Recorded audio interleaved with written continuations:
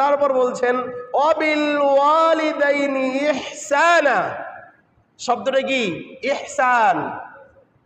কার সাথে ইহসান করতে বলেছেন? পিতামাতার সাথে। তারপরে আল্লাহ বলছেন অবিদিল কুরবা ওয়াল ইয়াতামা ওয়াল মাসাজিদ। আল্লাহ বলছেন যে তারপরে তোমরা তোমাদের আত্মীয় স্বজনদের সাথে ভালো আচরণ করো। প্রথম কথা ওয়াবুদুল্লাহ, কার ইবাদত? আমার দিকে তাকাবেন, এক। আমি কি বুঝাতে চাচ্ছি বুঝবেন, দুই। আপনি কি বুঝছেন, তিন। আমি কি বলতে চাচ্ছি আমার কথার সায় দিতে হবে আপনাকে, কারণ আমি কথা বলবো। এই যে কথা না বলার কারণে চুপচাপ খালি প্রতিদিন মসজিদে এসে ঘুম পাড়ার কারণে আজকে মুসলিম নারীদের প্রতি নির্যাতন চলছে না? চলছে না? চলছে না? চলছে না? ও, আপনার বোনকে, আপনার স্ত্রীকে, আপনার মেয়েকে ধর্ষণ করে না তো? আপনার গায়ের রক্তগুলো এখনো গরম হচ্ছে না? যেদিন আপনার বোনকে, আপনার স্ত্রীকে, আপনার প্রতিবেশীকে ধর্ষণ করবে সেদিন আপনার গায়ের রক্ত গরম হবে। বোকা মুসলিম আমরা প্রতিনিয়ত মসজিদে আসি আর বোকা মানুষের মতন ঘুম পারি। এই ঘুম পারতে পারতে আমাদের মুসলিম জাতিটা নিচ দিকে চলে যাচ্ছে।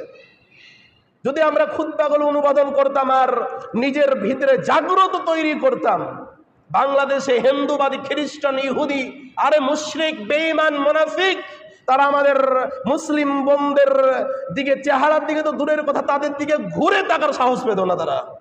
অথচ আমরা আমলের দিক থেকে বলেন, চরিত্রের দিক থেকে বলেন, আমাদের সবকিছু কেন যেন এলোমেলো হয়ে আছে মুসলিম জাতি।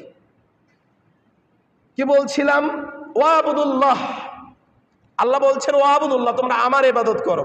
ওয়ালা তুশরিকু বিহি শাইআ, এবং তোমরা আমার সাথে কোনো জিনিসকে শরীক করো না।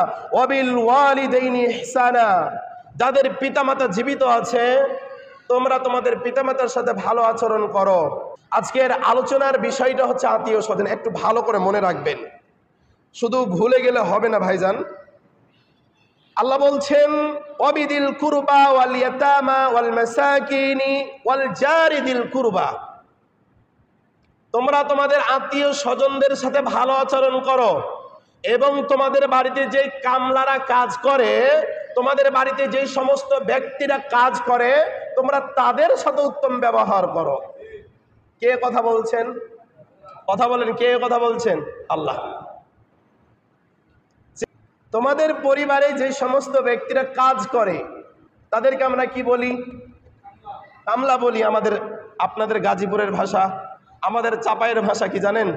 যারা মানুষের বাড়িতে কাজ করে তাদেরকে পাইট বলা হয়। কি বলা হয়? পাইট। শুনেছেন এটা কোন দিন? হয়তো আপনারা গাজীপুরের মানুষ, শোনেননি, আপনারা কামলা বলেন, কিন্তু আমাদের দিকে পাইট বলে, পাইট। তো যাই হোক, পাইট কামলা সবই একই বস্তু। আব্বা, আব্বু, বাবা সবগুলো কি একই জিনিস।